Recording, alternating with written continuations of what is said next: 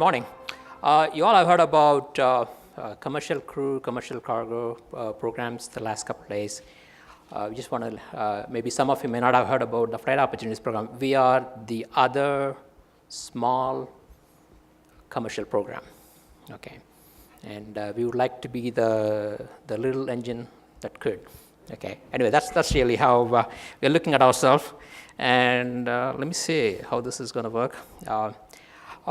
We are part of the Space Technology Mission Directorate within NASA, and let me kind of give you an idea regarding what, I'm not going to have all the time in the world to talk more about it. I just kind of give you highlights, because I think my time has, since you're running late, it's shortened a little bit. Therefore, I'll try to do things a little bit faster.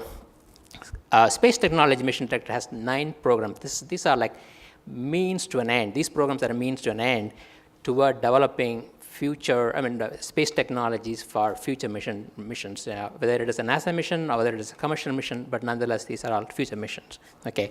On the right-hand side, you see 3 programs, the Centennial Challenge, the Flight Opportunities, and the SPIR program. They are focused on creating new markets and also developing innovative economy. Therefore, as Maston could vouch, they have actually participated in all the 3 programs, starting from the Centennial Challenge, and then SPIR, and now part of Flight Opportunity. Therefore, essentially, this would encourage more and more companies to come on that path. Okay. Flight Opportunity, as I said, we are part of STMD. That means they are focused on facilitating maturation of technology. And our other key goal is to also foster the industry, the emerging commercial space industry, and that's what you're going to see for the rest of the presentation.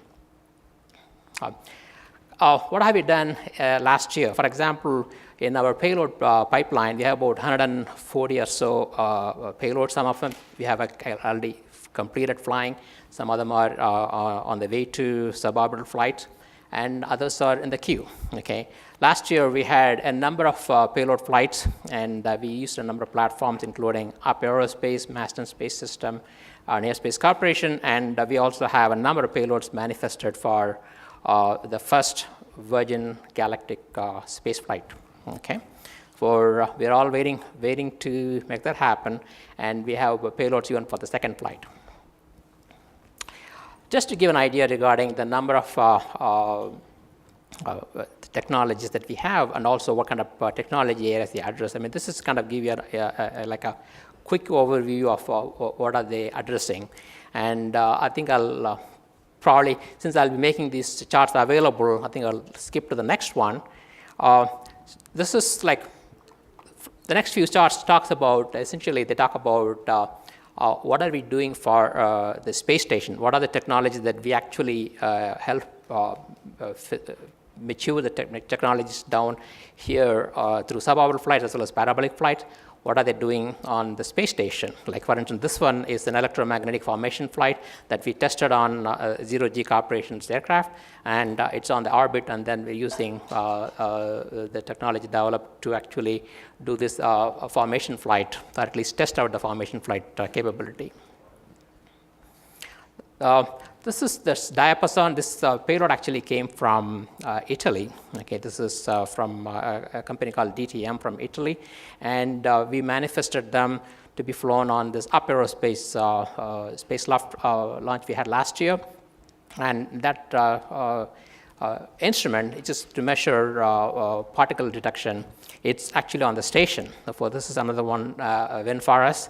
And the third one, I'm not going to spend too much time on this one, because you all have heard about maiden space. And the only thing I want to add to this is, like, we also have some additional flights planned to be to put some newer printers on the next Virgin Galactic space flight. Of course, Sean Mahoney talked a lot about a number of zombie flights that Maston has performed so far.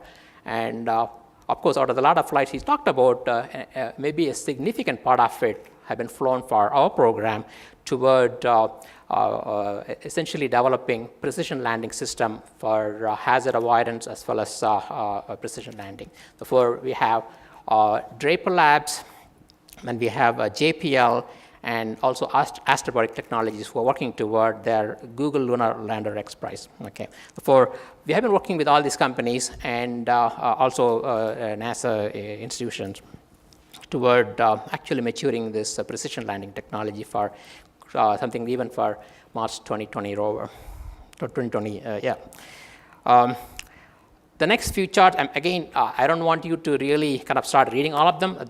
The fact is that we have a lot of payloads that we have selected that have either flown or will be flying that are bound for the ISS, that could support the human space, human health, as well as life support system there. And the one I want to point out there is the first one in the list, which is for the intracranial pressure, which is of a high priority work area for the human research program. The next one is supporting ISS as well as the instrumentation on ISS. The one I want to highlight there, or maybe the couple of them that I have there, is the first one is the Mariah capsule, which is going to be more like an Earth return vehicle that's going to be launched out of ISS sometime in the future. And that is to bring some down mass. Instead of having to depend on just the Dragon, this is to actually bring some down mass from the ISS through these capsules. And we're going to have a flight of this on a suborbital flight maybe sometime next year.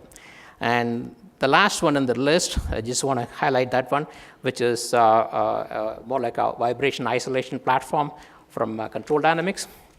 That was actually developed by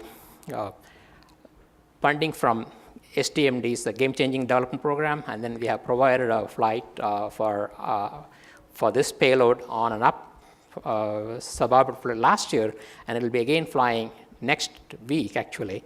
Okay, and yesterday I just found out that Casey's has selected this payload to be flown to the station sometime in the future. Okay, therefore, this is like we see some good synergy between various programs within NASA as well as Casey's, and what we are trying to do is like this is more like what I call as accidental collaboration. I want this to be more like a planned collaboration. Okay, that's really what I'm trying to do, and we are actually working with Cases to make things happen, see how we can collaborate better. Okay, there are more payloads. These are for satellite servicing as well as for CubeSat service, and quite a few of them. Again, as I said, I don't have a lot of time to talk about the details, and this one is for going beyond the Earth orbit, basically like for the exploration onto other planets and so on. For there's so many that we have been working on. As you can see, we are a small program, but we have been busy. Okay, and the next is how do we bring? I said I have about 140 payloads in the pipeline, and we are also seeking new payloads. Okay, and this is a solicitation right now on the street, and I talk about this revised approach. The revised approach essentially is we're trying to let the technology developer to buy the flight on their own. We actually will pay them to purchase the flight instead of we buying the flight on their behalf. Okay, we're trying to actually force them to do the collaboration or maybe purchasing the flight from the vendor directly.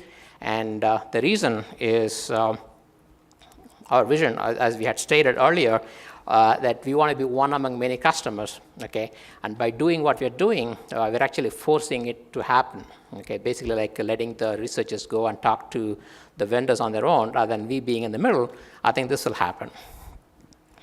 And then the next one is, even though we are mainly focused on space technology development, we also want to collaborate with the Science Mission Directorate within NASA as well as education, only because we believe that as part of this charter that we have to foster this industry, we want to make sure that we also bring in the science component. We want to be able to offer these commercial platforms, flight platforms to both science as well as education. Especially on the education side, we feel that these are really excellent opportunities that we can offer, we meaning NASA, the big NASA, not the program itself, to actually start training the workforce early. Okay, and that also means that we can develop more technologies, and we want to get to a stage where we are flying not tens of payloads per year, maybe more like thousands. Okay, I know that's a dream, but I think that can be done, and that's really what we're talking about, the power of 10, and I think we're talking about orders of magnitude more. Okay, and that's, again, I hope we can get there. I think we will get there. Okay. Let's see. One thing I just want to add here is like the demand from all these would actually stimulate the supply. And then I want to talk a little bit about the supply, which is something that we recently selected, that we actually have 4 companies selected through our IDIQ contracts. And we have Up Aerospace, Marston Space System, Virgin, and then the newcomer is, of course, you heard from Worldview yesterday, but Paragon and Worldview, they're basically part of the same entity. Okay, Paragon will be providing us some balloon opportunities as part of the program. What we did this time is we essentially selected only the vendors with either operational capability or near operational capabilities, but we also have what we call as annual on-ramp to get them on board. In case they get ready next year, they'll be able to actually get on board this contract. Okay. And we also want to actually help companies who are not there yet, okay? And that's why we have this actually RFI on the street today, basically talking about, okay, how can we actually do this public-private partnership with these companies with emerging capabilities, okay? I have some details here, and essentially we believe we can help these emerging companies, okay? And to summarize, essentially what I'm saying is we want to get to a stage where instead of flying every quarter, previously it used to be every year. Some of the suborbital flights used to happen every year. And then we actually can do it quarterly, and now we are even trying to do things monthly. I want to get to a stage even we are actually flying every week. Okay, that's my goal, and I think it can happen. Okay, and I have given here my contact information, and I also have given some links. Okay, just want to let you know that I tried to get ahead of myself by trying to post this presentation online. And actually, I even tweeted just before I walked in here, okay? Unfortunately, I just said I got ahead of myself because the link is not active, or it's not working very, very well. Therefore, if you use the hashtag ISPCS, you should be able to get to that. Hopefully, in about an hour or so, we should be able to fix that problem. Anyway, that's all I have. Thank you all.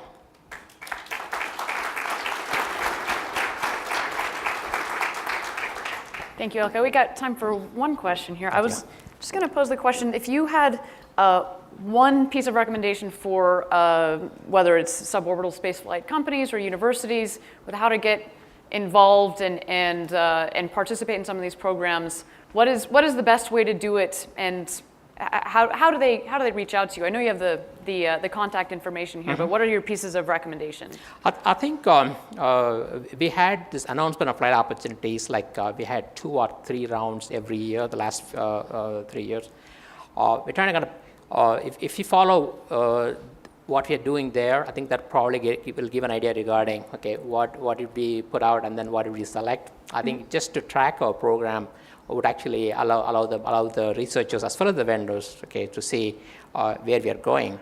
And also, if you look at the current open solicitation as well as the RFI, that also provides an idea regarding where we are going. Great. Okay, and as I said, I have given all the contact information, and I'm just a phone call or an email or a Twitter handle away. Sounds great. Wonderful. Thank you so much. We really appreciate it. Thank you. Cheers.